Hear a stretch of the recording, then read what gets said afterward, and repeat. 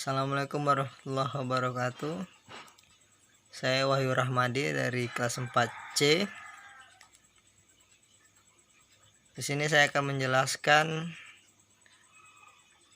teori dan berikan contoh dari kebijakan publik.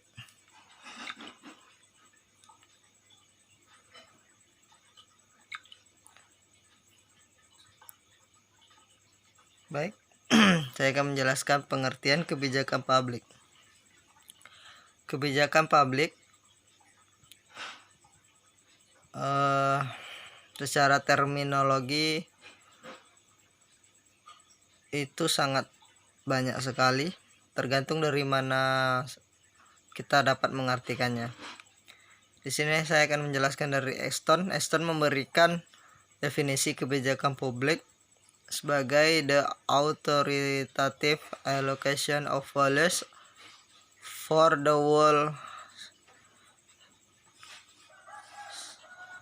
society, atau sebagai pengalokasian nilai-nilai secara paksa kepada seluruh anggota masyarakat. Dan menurut Laswell and Kaplan juga mengartikan kebijakan publik sebagai projected program of goal, value, and practice, atau sesuatu program pencapaian tujuan dan nilai-nilai dalam praktek-praktek yang terarah. Kemudian dengan teori Pressman and Widawski, sebagaimana dikutip pada buku Budi Winarno tahun 2002 halaman 17, mendefinisikan adalah kebijakan publik sebagai hipotesis yang mengandung kondisi-kondisi awal dan akibat-akibat yang bias diramalkan.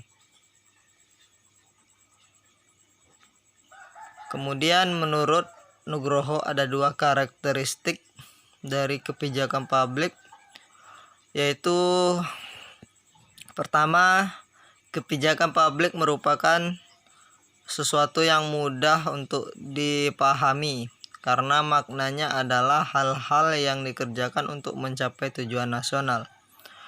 Kemudian yang kedua, kebijakan publik merupakan salah satu yang mudah diukur karena ukurannya jelas, yakni sejauh mana kemampuan untuk pencapaian cita-cita yang sudah ditempuh. Dan di sini saya juga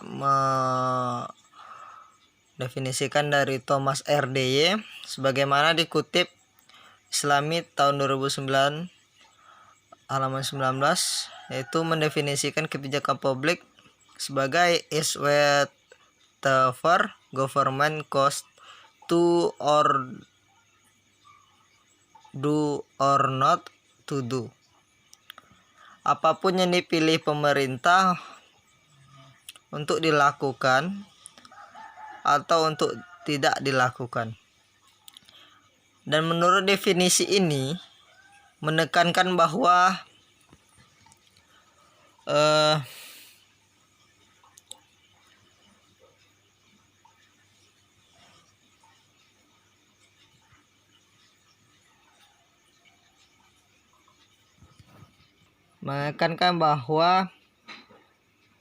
kebijakan publik adalah mengenai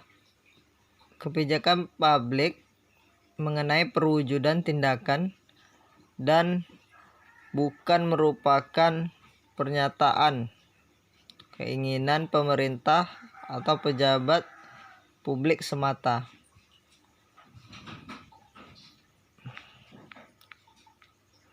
Berdasarkan dari para ahli tersebut, dapat kita simpulkan bahwasanya kebijakan publik adalah serangkaian tindakan yang dilakukan atau tidak dilakukan oleh pemerintah yang berorientasi pada tujuan tertentu guna untuk memecahkan masalah-masalah publik atau demi kepentingan publik. Dan pada tahap-tahap kebijakan publik kita dapat melihat dari kebijakan publik menurut William Dunn. Yang pertama, tahap penyusunan agenda, yaitu para pejabat yang dipilih dan diangkat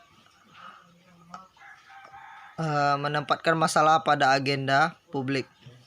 Kemudian pada tahap formulasi kebijakan, masalah yang telah masuk ke agenda kebijakan publik dapat dibahas oleh para pembuat kebijakan. Kemudian cara adopsi kebijakan, ya dari sekian banyak alternatif kebijakan yang ditawarkan oleh para perumus kebijakan, akhirnya kebijakan tersebut harus diadopsi dengan dukungan dari mayoritas legislatif. Kemudian konsensus antara direktur lembaga atau peraturan peradilan. Kemudian tahap implementasi kebijakan. Suatu program kebijakan hanya akan menjadi catatan elit jika program tersebut tidak diimplementasikan. Dan tahap evaluasi kebijakan. Dan pada tahap inilah kebijakan yang telah dijalankan akan dinilai atau dievaluasi. Dan ada beberapa faktor-faktor yang mempengaruhi untuk pembuatan kebijakan. Yang pertama, adanya faktor penekanan dari luar. Kemudian adanya pengaruh kebiasaan lama dari sebelum pembuat kebijakan yang baru. Kemudian adanya pengaruh sifat-sifat pribadi dari oknum-oknum pembuat kebijakan. Kemudian adanya pengaruh kelompok dari luar, dan adanya pengaruh keadaan pada masa lalu. Kemudian di sini saya akan mengambil satu contoh dari kebijakan pemerintah, positif dan negatifnya. Yang pertama, kebijakan yang diambil oleh pemerintah untuk meniadakan ujian nasional. Dari positifnya, kita lihat lebih objektif menilai kemampuan anak yang beragam, tidak hanya melihat dari aspek angka semata. Kemudian kita lihat negatifnya, jika guru-guru kurang dipersiapkan terhadap penggunaan metode baru, menilai portofolio dan karakter siswa bagi kelulusan siswa, maka akan merugikan siswa karena hasilnya tidak menjadi maksimal. Kemudian dari positifnya lagi kita bisa lihat, analisa anak yang bersemangat untuk menemukan potensi dirinya tanpa dibatasi ruang geraknya hanya untuk memenuhi capaian angka kelulusan yang terbatas pada pembelajaran yang diujikan.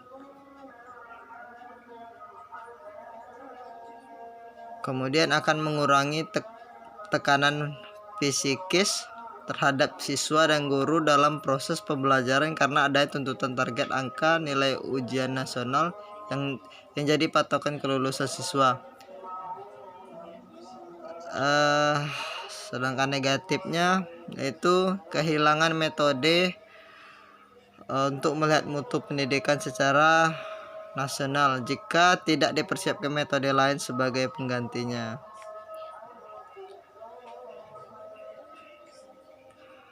Kemudian yang positifnya lagi, proses penemuan minat untuk karir di masa depan akan lebih terarah karena siswa lebih terdorong untuk menghasilkan portofolio sesuai minat dan kemampuannya. Sedangkan negatifnya, kita akan kehilangan metode untuk melihat mutu pendidikan secara nasional. Jadi itulah kebijakan publik, teori dan contoh kebijakan publik yang ada di Indonesia dari saya. Jika terdapat kekurangan, saya mohon maaf. Saya akhiri dengan Assalamualaikum warahmatullahi wabarakatuh.